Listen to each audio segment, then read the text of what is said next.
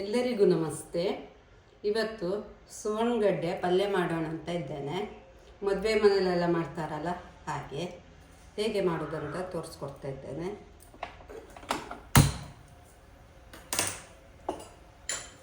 ಪಲ್ಯಕ್ಕೆ ಮೊದಲು ಮಸಾಲೆ ಹುರಿಯೋಣ.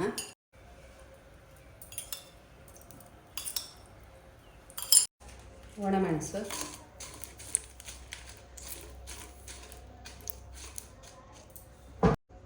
ಸಾಸಿವೆ, ಜೀರಿಗೆ, ಸ್ವಲ್ಪ ಒಂದೆರಡು ಕರ್ಬೇವು, ತಂಪಾಗಲಿ ಬನ್ನಿ. ಇದನ್ನು ಫಸ್ಟು ರುಬ್ಬಿ ಚೆನ್ನಾಗಿ, ಆಮೇಲೆ ಕಾಯಿ ಹಾಕಿ ತರಿಯಾಗಿ ರುಬ್ಬಿಡಬೇಕು. ಹೇಗೆ ಮಾಡೋದಂತ ತೋರಿಸ್ಕೊಡ್ತೇನೆ. ಇದಕ್ಕೆ ಸಣ್ಣ ಗಾತ್ರದ ಹುಣಸೆಹಣ್ಣು ಹುಳಿ ಹಾಕಿ ರುಬ್ಲಿಕ್ಕೆ ಹೋಗ್ತಾ ಇದ್ದೇನೆ. ಆಮೇಲೆ ಕಾಯಿ ಹಾಕುವಾಗಲೂ ತೋರಿಸ್ಕೊಡ್ತೇನೆ ಹೇಗೆ ಅಂತ.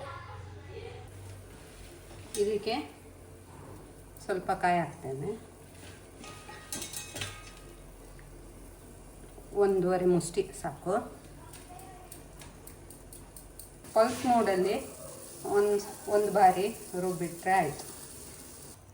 ಈ ಥರ ಆಗಿದೆ. ನೀರು ಬಿಸಿಯಾಗಿದೆ. ಸುವರ್ಣಗಡ್ಡೆ ಹೋಳುಗಳನ್ನು ಹಾಕ್ತಾ ಇದ್ದೇನೆ. ಈ ಥರ ಕಟ್ ಮಾಡ್ಕೊಂಡಿದ್ದೇನೆ ನೋಡಿ.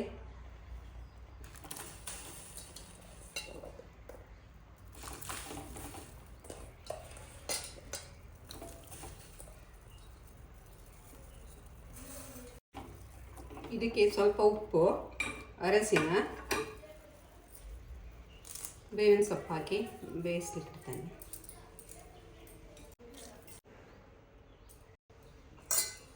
ಕುಕ್ಕರಲ್ಲಾದರೆ ಬೇಗ ಬೇಯ್ತದೆ, ಕೆಲವೊಮ್ಮೆ ಬೇಯುವುದೇ ಇಲ್ಲ. ನೋಡ್ಕೊಳ್ಳಿ.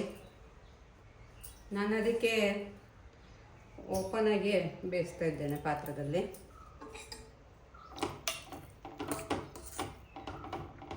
ಒಂದು ಎಷ್ಟು ನಿಮಿಷ ಬೇಕಾಗ್ತದೆ ಬೇಯಲಿಕ್ಕೆ? ನೋಡಬೇಕು ಹೇಗೆ ಸುವರ್ಣಗಡ್ಡೆ ಯಾವ ರೀತಿ ಇದೆ ಅಂತ. ಹೌದಾ? ಕೆಲವೊಮ್ಮೆ ಬೇಗ ಬೆಂದು ಪಾಯಸ ಆಗಿ ಬಿಡ್ತದೆ, ಕೆಲವೊಮ್ಮೆ ಬೇಯುವುದೇ ಇಲ್ಲ. ಆಗಿದೆ ಇದು. ಈಗ ಒಗ್ಗರಣೆಗಿಡುವ.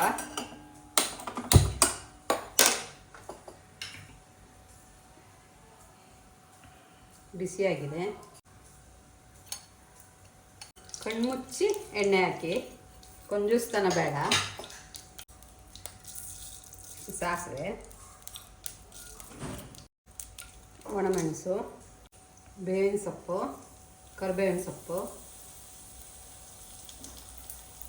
ಇಂಗು ಸ್ವಲ್ಪ, ರುಬ್ಬಿಟ್ಟ ಮಸಾಲೆ ಹಾಕ್ತಾ ಇದ್ದೇನೆ. ಇದು ಫಸ್ಟ್ ಇದು ಸಾಸಿವೆ ಸಿಡಿಲಿ.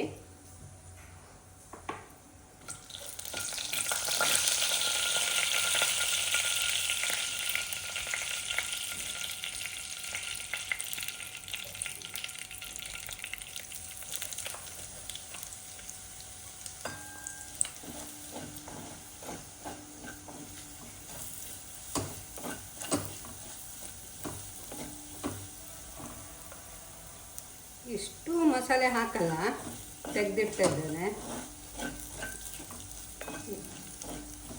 ನೋಡೋಣ. ಸ್ವಲ್ಪ ಉಪ್ಪು,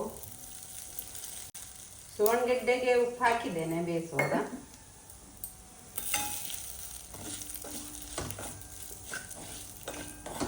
ಕೆಲವರು ಬೆಲ್ಲ ಹಾಕ್ತಾರೆ, ಸಣ್ಣ ಗಾತ್ರದ್ದು ಬೆಲ್ಲ. ಹಾಕುದ ಹೇಗೆ ಕೌಶಿಕ? ಬೆಲ್ಲ ಹಾಕುದಿದ್ರೆ ಹಾಕಿ. ಹಾಕ್ತಾ ಇದ್ದೇನೆ.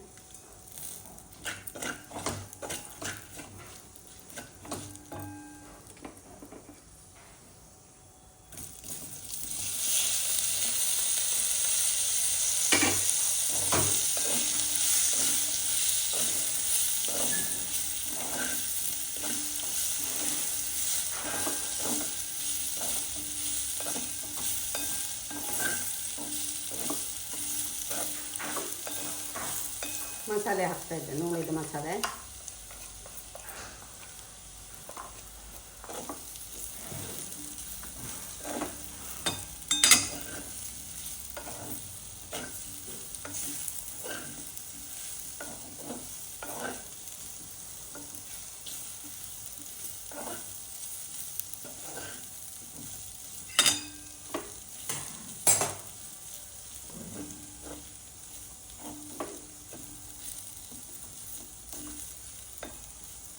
ಆಗಿದೆ ಸುವರ್ಣಗಡ್ಡೆ ಪಲ್ಯ.